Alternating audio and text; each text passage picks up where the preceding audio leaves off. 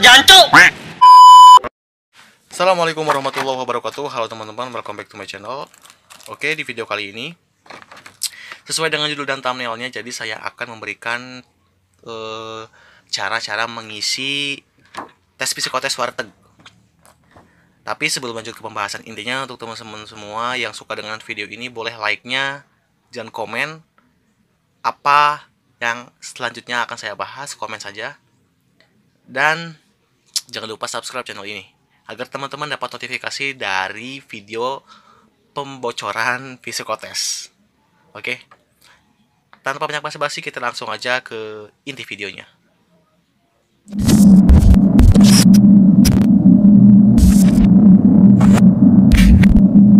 Nah, ini adalah bentuk tes psikotes warteg, yang dimana tes psikotes ini sering digunakan oleh PT-PT, bukan hanya PT-PT yang kecil atau kurang bonafit. PT-PT besar pun menggunakan ini, seperti PT Astra Honda Motor, Daihatsu, dan lain-lain. Dan di sini kita disediakan ada 8 kotak, dan di setiap kotaknya itu ada macam-macam, ada garis, ada titik, ada lengkungan. Ada titik, ada lengkungan, ada garis, dan ada segi 4 juga nih, segi 4, macam-macam. Dan tugasnya kita harus melanjutkan dari simbol ini. Kayak titik, kita membuat apa. Terus kalau misalkan ada melengkung, kita membuat apa. Seperti itu. Kita harus melanjutkan menjadi sebuah gambar seperti itu. Dan di sini kita tidak asal-asalan membuatnya, dan ada peraturan-peraturannya. Oke, saya akan bacakan. Saya mendapatkan info ini pastinya dari sumber yang terpercaya. Saya dapatkan dari yayasan dan pengalaman saya di sekolah ketika saya mendaftar ke perusahaan-perusahaan. Dan di sini adalah syarat-syaratnya. Nomor 1, beri nomor urut sesuai dari mudah ke sulit. Beri nomor urut sesuai dari yang mudah ke sulit di luar kotak. Nah, jadi misalkan dalam tesnya teman-teman mengerjakan yang mudah dulu. Contoh di sini nomor 1. Nah, ini saya lakukan terlebih dahulu karena mudah. Jadi teman-teman langsung tulis nomor 1. Jikalau nomor 2 bagian mana yang lebih mudah, yang kedua, saya di sini nomor yang kedua adalah yang ini. Yang kotak ini. Ini menurut saya mudah dan saya langsung buat. Dan jangan lupa tulis nomor 2 di sini. Dan seterusnya sampai ke 8 kotak. Oke. Syarat nomor 2, goresan harus tajam dan jelas, jangan tipis-tipis. Nah, nomor 2 ini menandakan kepribadian kita. Kalau kita menggoresnya itu tipis-tipis banget, itu menandakan kepribadian yang masih ambigu atau labil. Dan kalau kita tajam dan jelas, itu menandakan diri kita yang kayak udah mempunyai tekad yang kuat, seperti itu. Oke, yang ketiga, jangan menggambar terlalu banyak coretan. Nah, jadi contohnya seperti ini. Misalkan teman-teman di sini mau bikin gedung ya. Di sini mau bikin gedung. Terus teman-teman banyak banget garisannya. Gini. Potong-potong gitu garisnya, potong-potong. Jangan seperti itu. Itu menandakan kita itu terlalu hati-hati sehingga kita lihat hasilnya bakalan jelek, tidak bakalan bagus. Dan teman-teman harus membuatnya serapih mungkin, sejelas mungkin, tanpa banyak goresan-goresan lain.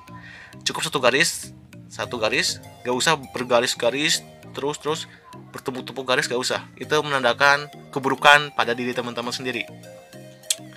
Oke, lanjut. Nomor 4, garis lengkung nomor 2. Lihat. Garis lengkung nomor 2, 7 dan 8 itu digambarnya harus benda hidup.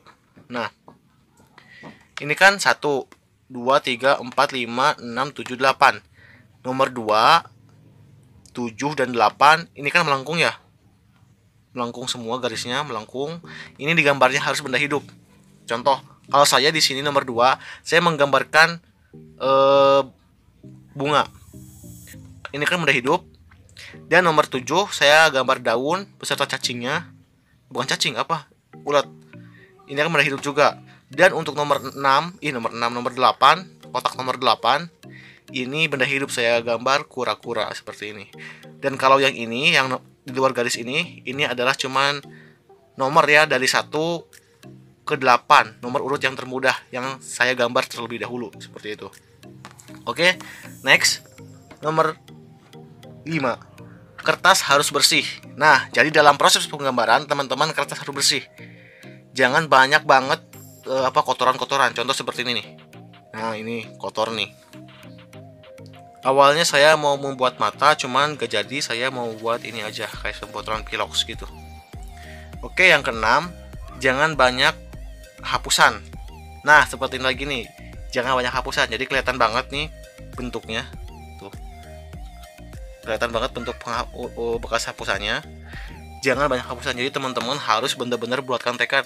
Yang pertama mau gambar yang mana dulu nih, yang kedua yang mana, yang ketiga yang mana, dan harus benar-benar dipilih apa saja yang ingin digambar. Seperti itu. Oke. Yang ke-7, sebutkan gambar yang Anda suka dan sebutkan gambar yang Anda tidak suka. Nah, di sini pasti teman-teman pasti akan dipinta sebutkan gambar yang tidak disukai. Contoh, kalau saya tidak disukai itu gambar yang ini. Karena ada cacingnya, ada ulatnya. Tidak disukai, dan sebutkan gambar yang Anda suka. Saya suka adalah contohnya seperti ini. Kayak kura-kura itu saya suka. Hewan-hewan. Jadi saya pilih gambar yang ini. Hewan-hewan lucu. Nah, itulah dia.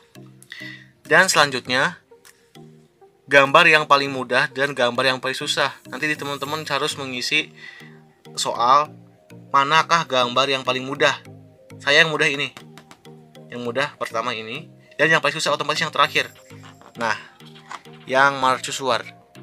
Ini yang paling susah menurut saya. Karena benar-benar harus rapi. Jangan banyak garis, banyak penghapus. Yang ini. Ini menurut saya masih jelek gambarannya, masih banyak putus-putus, masih banyak habisan goresan pensilnya. Ini masih jelek. Tapi untuk teman-teman harus benar-benarnya harus dengan teliti dan jangan ragu-ragu seperti itu. Dan mungkin cukup sekian untuk tutorial bagaimana caranya mengisi warteg, tes warteg ini. Dan itulah tadi syarat-syaratnya agar lolos dalam tes ini. Oke, cukup sekian untuk video kali ini. Untuk next selanjutnya saya akan bahas tentang TIU5 dan lain-lainnya, masih banyak. Dan saya akan memberikan kisi-kisi psikotes di perusahaan-perusahaan yang terkenal. Maka dari itu subscribe ya, agar dapat notifikasinya. Terima kasih. Wassalamualaikum warahmatullahi wabarakatuh.